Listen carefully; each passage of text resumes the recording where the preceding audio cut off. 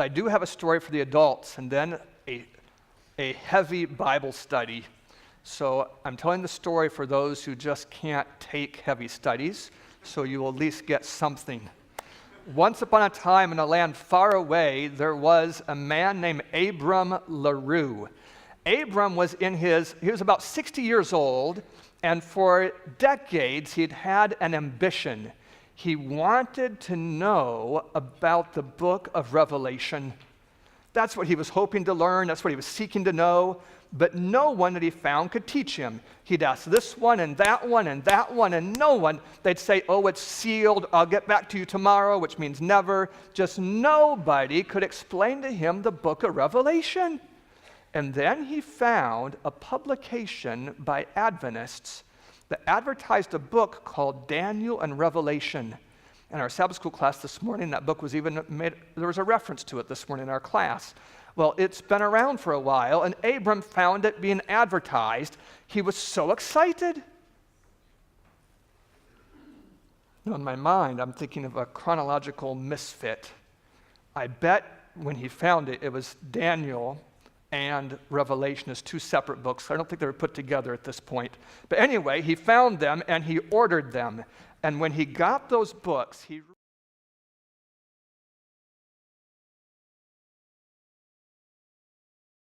never even met a Seventh-day Adventist. There was not any Adventist near him. And when he wrote to request baptism, there was no pastor close enough to make it a convenient trip, and he waited years to be baptized.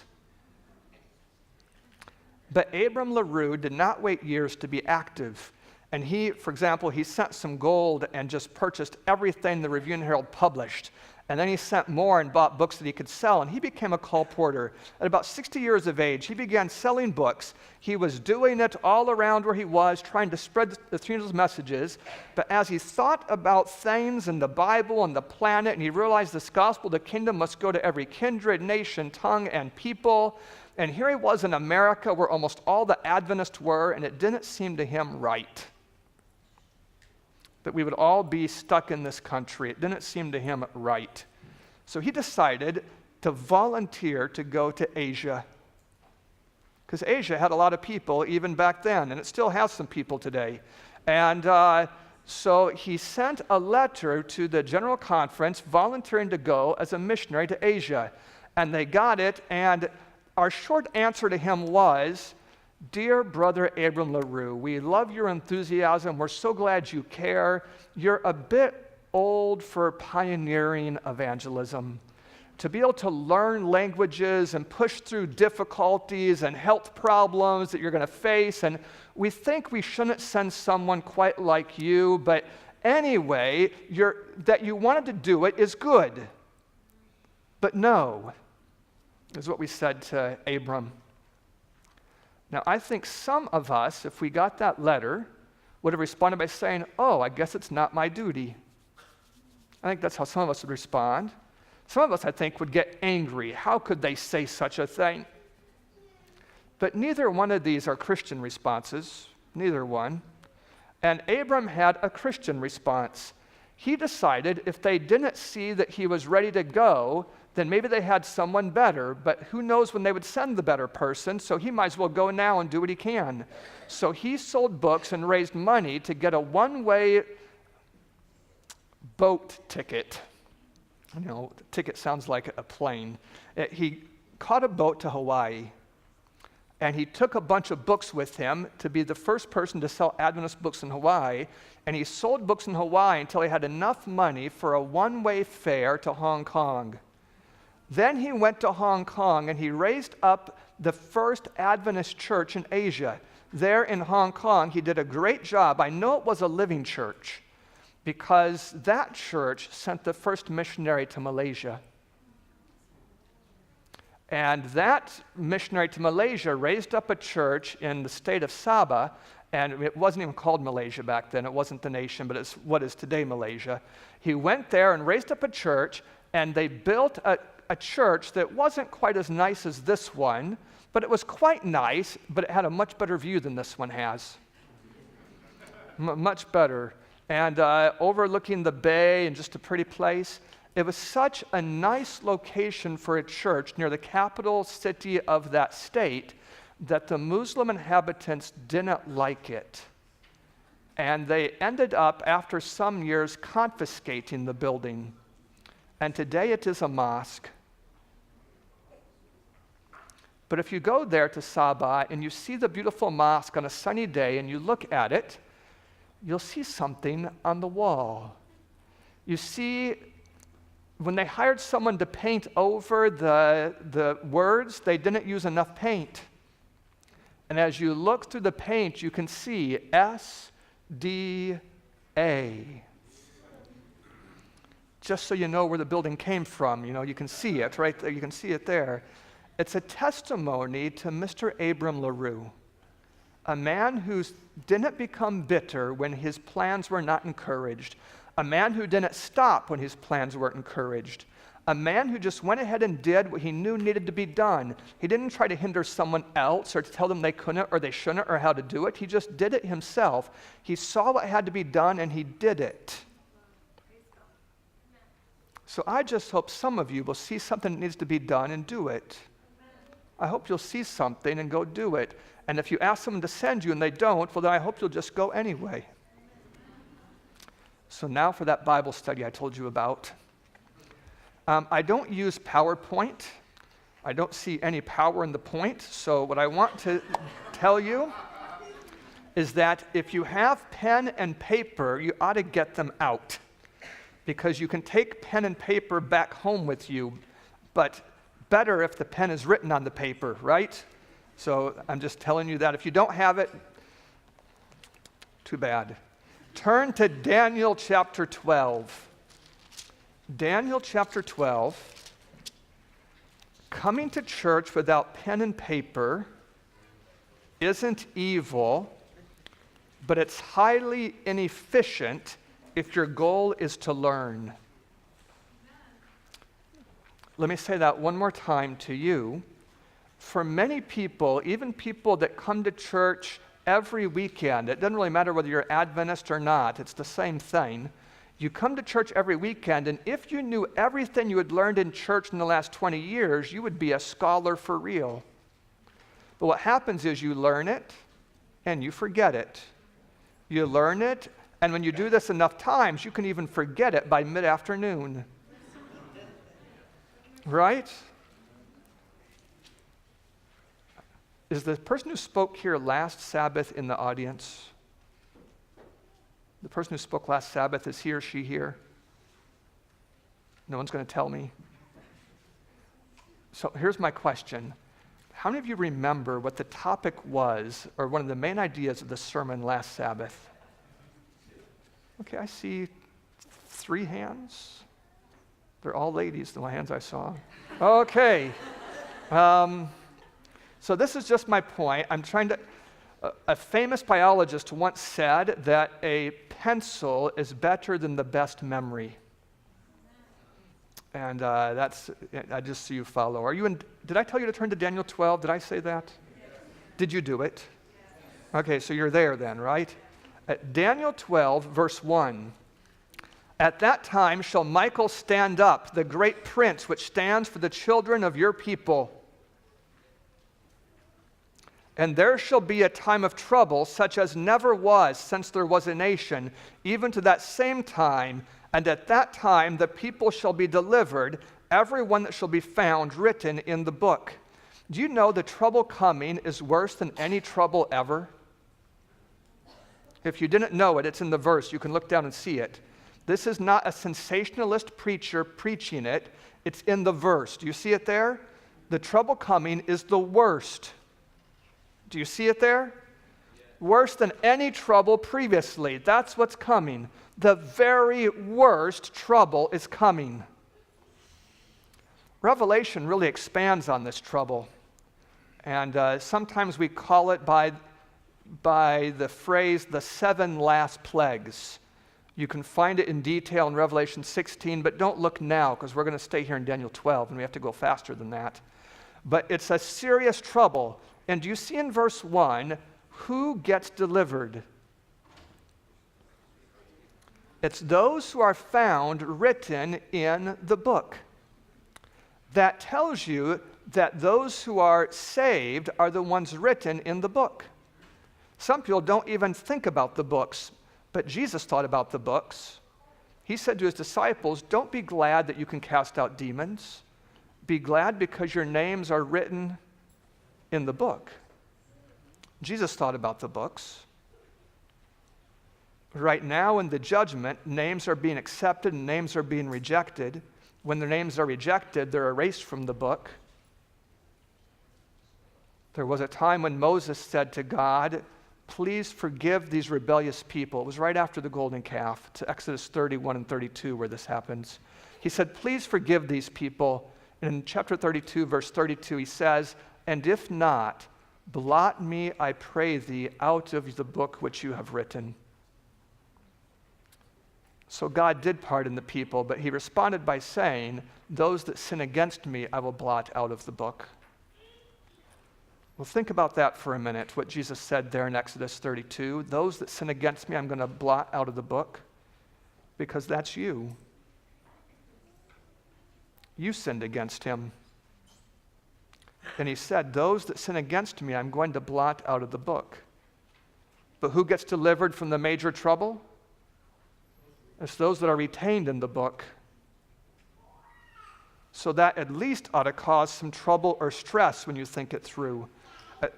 If you have a ribbon like this, something, or a piece of paper, or that bulletin, one of those bulletin inserts could be real useful right now.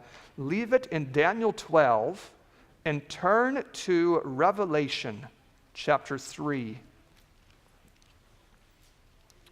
Revelation chapter 3. We're looking at verse 5. It's become one of my favorite verses. Revelation 3 and verse 5, it says, he that overcomes, the same will be clothed in white raiment, and I will not blot out his name out of the book of life. Does it seem relevant to our verse in Daniel 12:1? Who is delivered in the great time of trouble? Those that are in the book. Who are retained in the book? The overcomers. Do you see it here in Revelation 3:5? The overcomers are retained in the book. So I'm just going to say this as plainly as I know how. If you know some theologian who teaches that it's not possible to overcome, pity him. Right? Because the verse says plainly that those that overcome will not be blotted out. Revelation says more than that about overcomers. In fact, in the end of the book, it says that all things are for them to overcome. But right here, let's read on in verse 5. It says, I will confess his name before my Father and before his angels. I saw a cartoon on Facebook recently making fun of the Adventist doctrine of the investigative judgment. Well, don't you make fun of it, because here's a reference to it right here in Revelation chapter 3, verse 5. What it says is that Jesus in heaven, before the angels and the Father, either accepts names or he rejects them. And who does he accept?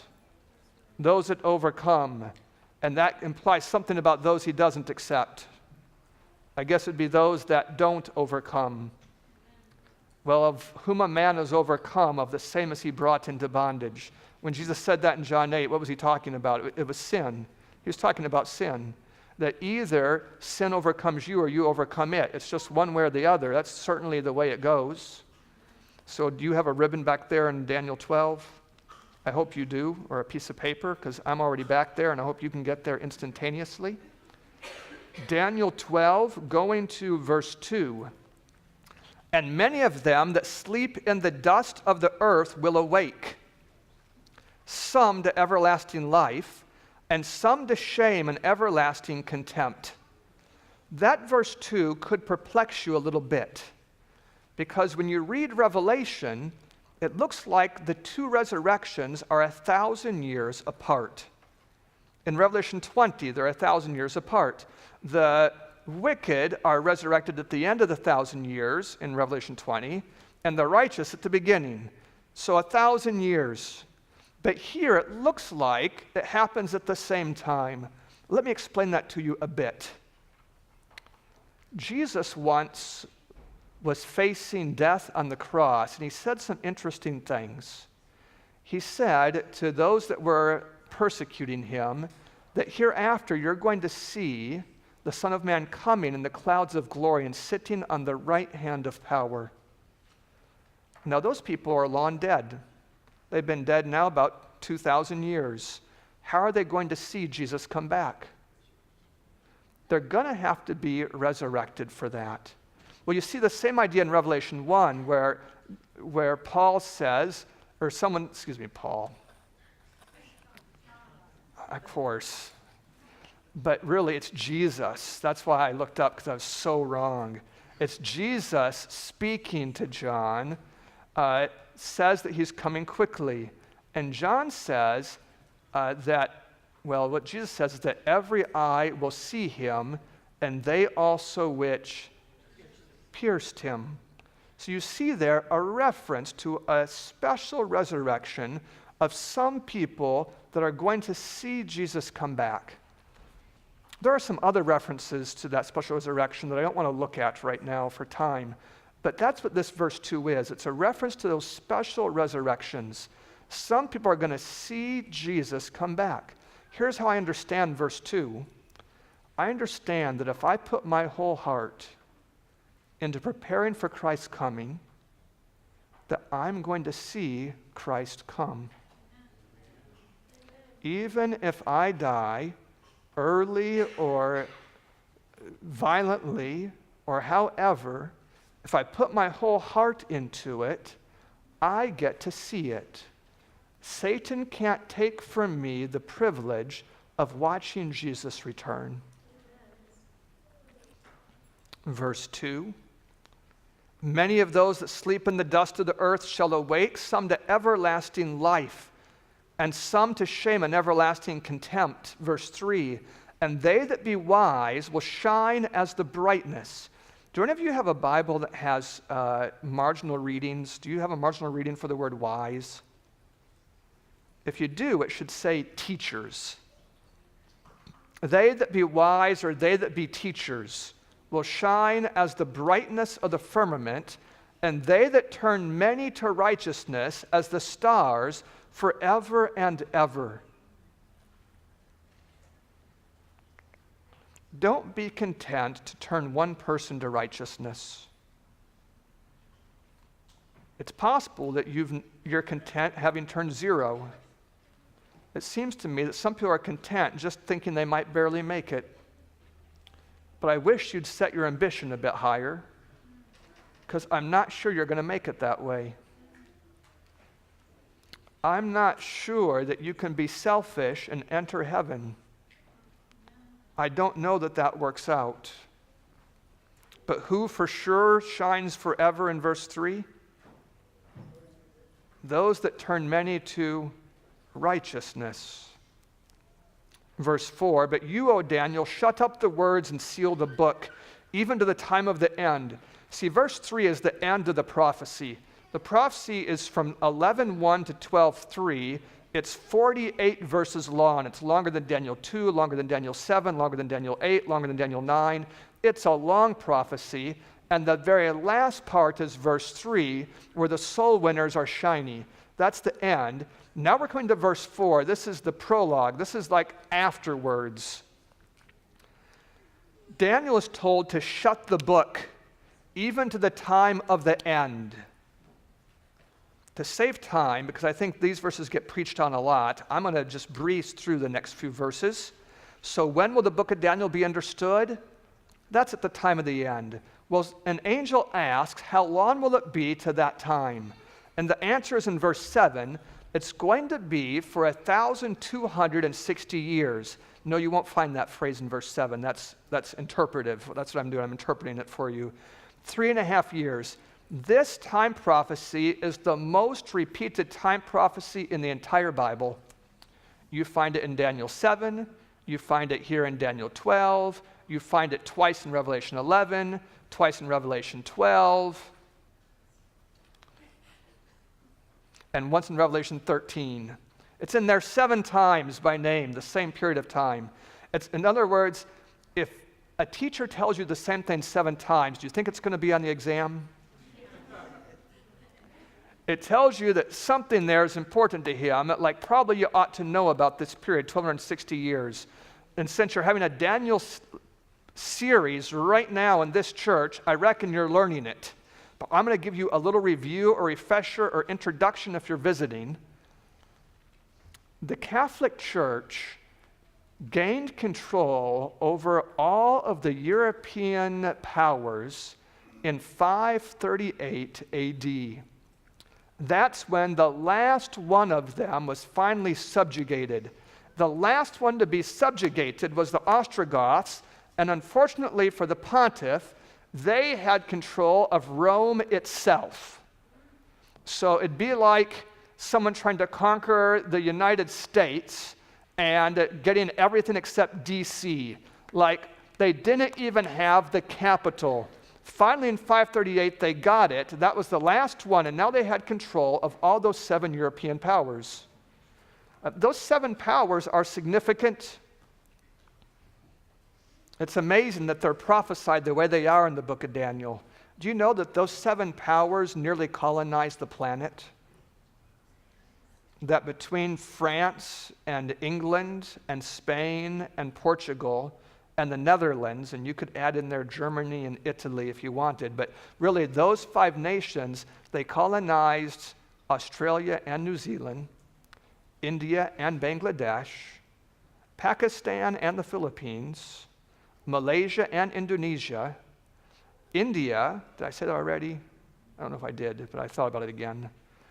All of South America, Mexico, the eastboard of the United States, Canada, East Africa, North Africa, South Africa, and some areas besides that, and almost all the islands of the sea. Those 7 European powers colonized almost the planet. And who colonized the powers? That was the papacy. I'm trying to help you put 2 and 2 together so you can see something here. And so when did the papacy finally get control of the last one of those? 538. And who helped? Well, that was the nation that helped more than any other to help forward the Roman Catholic subjugation of Rome, not of Rome, but of Europe, was France, the Franks. And it was France in 1798 that ended up taking away from the Roman Catholic Church its jurisdiction and making Italy into a republic in that year, in 538. So there's your 1260 years. According to the verses we've looked at, even though we didn't read them all, the book of Daniel is closed up until the end. And the question is, how long will it be? And the answer is, until the end of the scattering time, until the end of that time of persecution.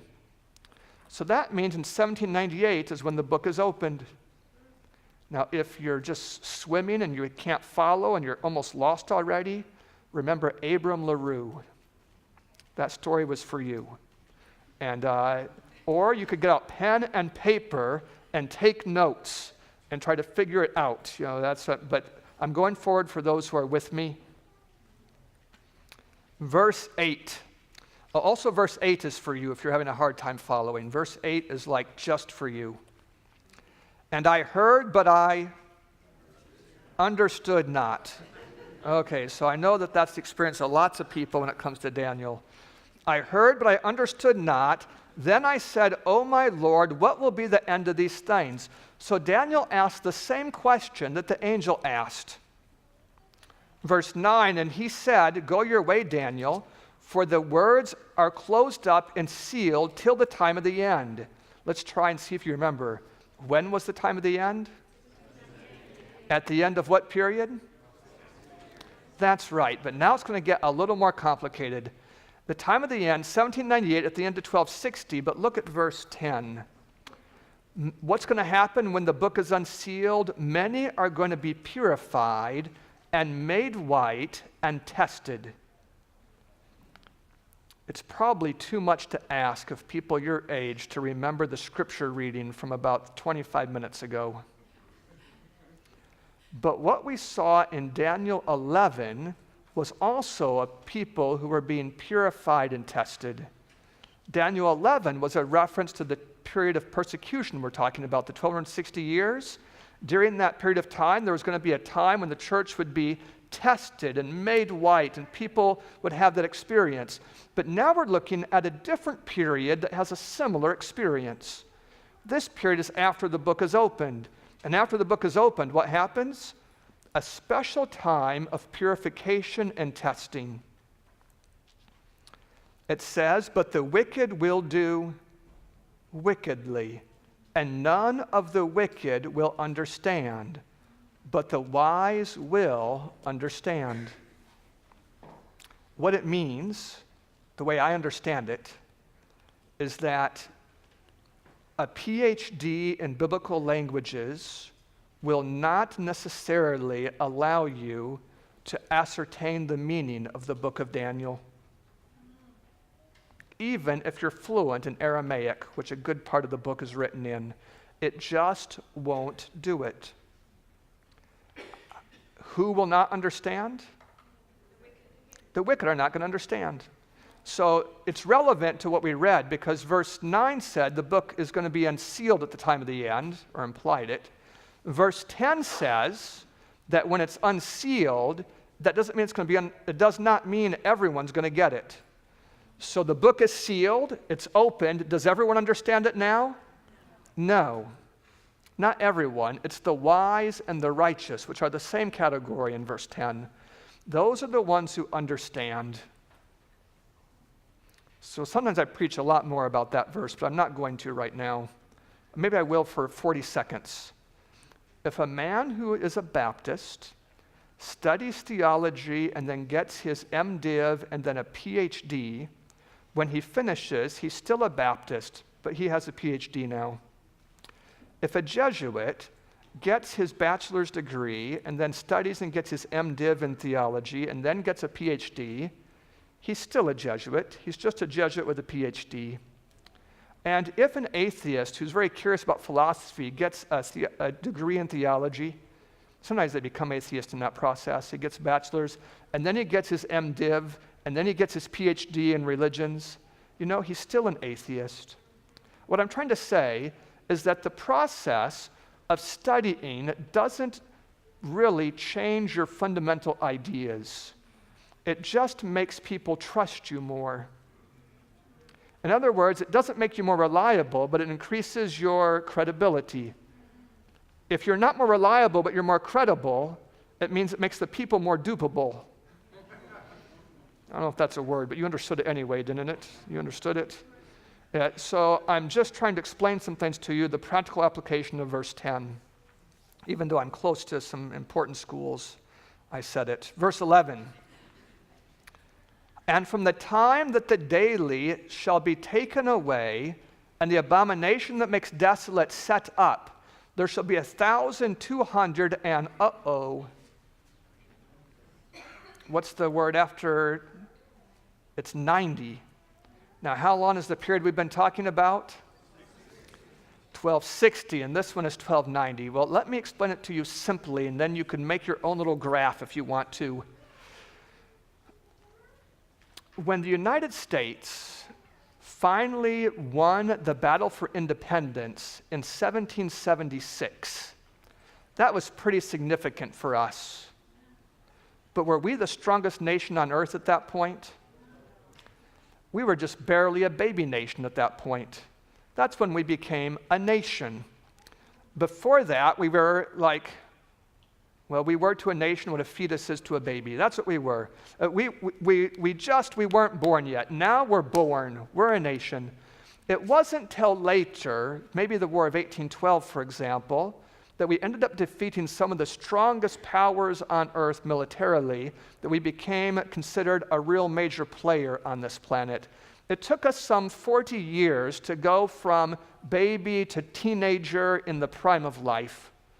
You know, the papacy went through something like that. I told you in 538 is when they conquered the last of those European tribes, but the first one they sat on, you might say the first time that woman got on top of the beast, when she first sat on there, was when she got control of the Franks. That was the first state church of the European powers, and that happened in 508. That's when France gave itself into the hands of the papacy. So when you think about those two ideas, you put it together, it means it took the papacy about 30 years to go from its first position as a church state to its last position of controlling all the European entities. That 30 years explains to you the difference between 1260 and 1290. I'm going to move away from this. I don't need that. So let me try to help you with it. If you start with when the papacy got control of all those European powers, how long is it to the end? 1260. But if you start from when she got control of the first of those powers, how long is it to the end? How long does it take for her to go from controlling one to controlling seven? 30 years. So the ending point is the same. So the angel asks, how long is it to the end? Well, it's 1260 from this point. Daniel asks, how long is it to the end? It's 1290 from the setting up of the abomination. When you set up the abomination, it's 1290. Is there at least one person who understands what I'm trying to say? It's more people than remembered last week's sermon. So I am going to be good with that. So let's go on to the next verse. Verse 12. Blessed is he that waits and comes to the 1,335 days. That'd be a better verse in the New King James, probably. What it says is that from the time the book is opened, there's going to be a blessed group of people. We don't know a whole lot about them, but here's what we know. From the time the book opens, they're going to be blessed, and they're going to be waiting for something. Do you see that in the verse, that they're waiting for something? What I want to show you in our last few verses this morning is what they're waiting for. They're blessed, we know that, and they're waiting for something. Turn to Habakkuk chapter 2. Habakkuk. I'll give you time to find that one. It's about maybe 14 pages beyond where you are right now. Habakkuk as a book is a dialogue between the prophet and God, and I'll summarize chapter 1 for you a little bit. In chapter 1, Habakkuk asks, God, why did you let all these terrible things happen? Maybe you have questions like that. God says, I'm going to punish these evil people by using the Chaldeans. Does that satisfy Habakkuk in chapter 1? Negative. It doesn't satisfy him. So, he asks again. But when he says, God, how can you do that? The Chaldeans are not pure themselves. How can you even look at that kind of idea? And after he challenges God, the prophet begins to realize it's not very appropriate to challenge God. So in chapter 2, verse 1 is his response. He says, I will stand upon my watch and set me upon the tower, and will watch to see what he will say to me, and what I will answer when I am reproved. Did he expect to be reproved? We all ought to expect that. We ought to expect that at some point God is going to teach us something that's going to correct us. One of the sad things in the Old Testament, it's 3 stories in a row of kings, where the king starts out, and if you're reading through it for the first time, you get kind of excited because it's a good king. And he's doing good things, and there aren't many of those kings, so you're happy to read this. And then he makes a big blunder in his life. And well, you've made blunders, so it's not terrible. You expect, and a prophet comes and tells him his blunder. And then things go downhill real fast. Instead of accepting the message, the king rejects the message. And that's the end of the king being a good king. It's 3 kings in a row that happens to. And it's just terrible when you see it. So you ought to be paying attention yourself to know that someday God might correct you.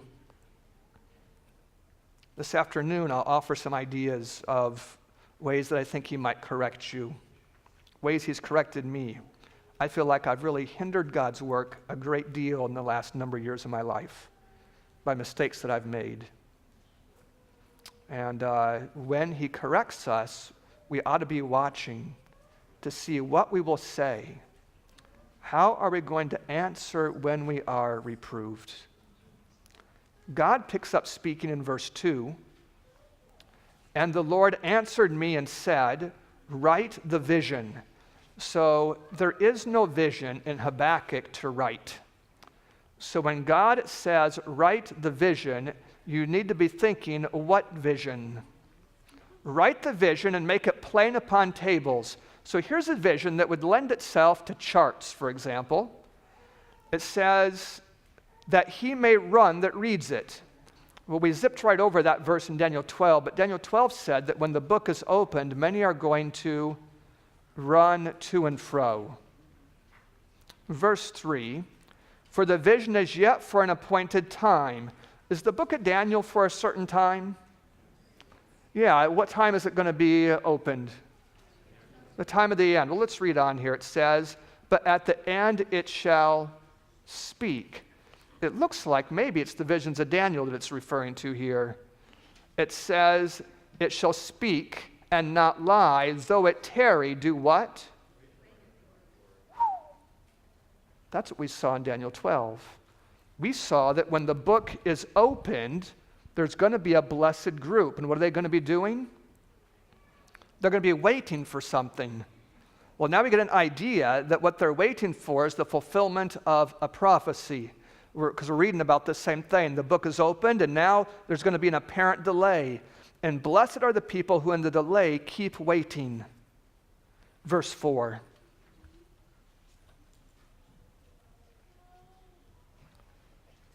Behold, his soul which is lifted up is not upright in him. The context of that is the disappointment of verse 3. That is, there's going to be an apparent delay that's going to make some people arrogant. Are the ones who become arrogant after the apparent delay, are they the right ones or the wrong ones? They're the wrong ones. But the just shall live by faith. You know, that is anything but punctiliar. What does that mean? I mean, it is anything but living by faith you have at a certain moment. Verse 4 is saying the just are going to hold on by faith. The just are the ones who hold on by faith when they've been disappointed, when there's been a delay. That's what righteousness by faith means right in the very first time you find the verse here. This is the origin of a lot of those New Testament passages on righteousness by faith. Right here, it means holding on after an apparent delay or problem. One more passage and we'll be done. Look at Hebrews 10. Hebrews 10.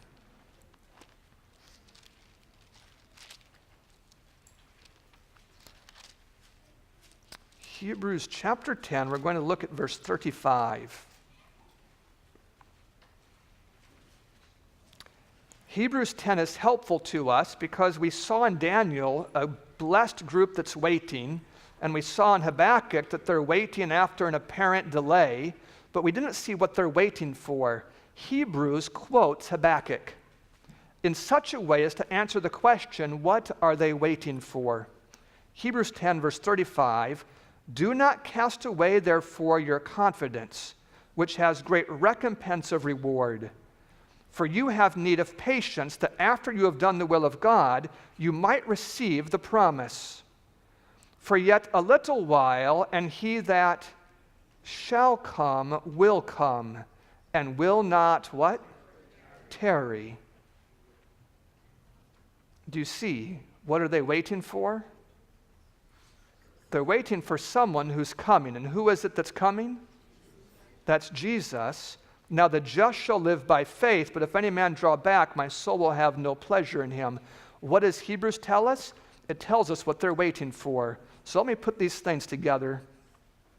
Daniel 12, beginning in verse 4, says the book is sealed until the time of the end. When the time of the end comes, people are going to study that book. They're going to run to and fro. They are going to be purified and made white. They're going to be evangelists. They're going to turn many to righteousness. I mean, a lot is going to happen here, but particularly when the book is open, they're going to be waiting for something. They're going to be waiting up to the point of 1843. We didn't do the math, but if you'd done the math, that's what you would have come to. 45 years more they're waiting. They're waiting for something up to 1843, but we don't know what. But when we look at Habakkuk and Hebrews, now we know what they're waiting for. What are they waiting for? They're waiting for Christ to come on the basis of their understanding of the book of Daniel. Are they right, or is there going to be an apparent delay? There's going to be an apparent delay. When the delay comes, the people that hold on to that faith, are they the right ones or the wrong ones? They're the right ones. And the ones that become arrogant, are they the right ones or the wrong ones? They're the wrong ones. People who are waiting for Christ's coming, what do we call those kind of people? That's what Adventist means. It means those who are waiting for Christ's coming. So the people who are waiting for Christ to come in 1843, those Adventists, were they blessed or not blessed? Daniel said they were the blessed ones. He didn't say they were the right ones. He said they were the blessed ones. And what we learned in Habakkuk and Hebrews is you have need of patience after you have done God's will. After you've done God's will and been disappointed, you still have need to hold on. Hold on. So this is the good news for you, brothers and sisters. Adventism is in prophecy. It's in Daniel 12. It's in Habakkuk 2. It's in Hebrews 10. Why, it's a lot more places too, but this is the end of this message. And what we see right there is that we have a part to play after the book is unsealed. We live in the time of purification. We live in the time of testing. We live in the time when a trouble's coming bigger than ever before. We live at a time when we ought to be turning many to righteousness so we can be shiny at the right time. It's a good time for Adventists. And I'm very glad that there's a prophecy that points to us. And don't forget Abram LaRue. If you know something to do, do it. And don't forget the monkey in the tree. Go ahead and get down and find a place of safety. Amen.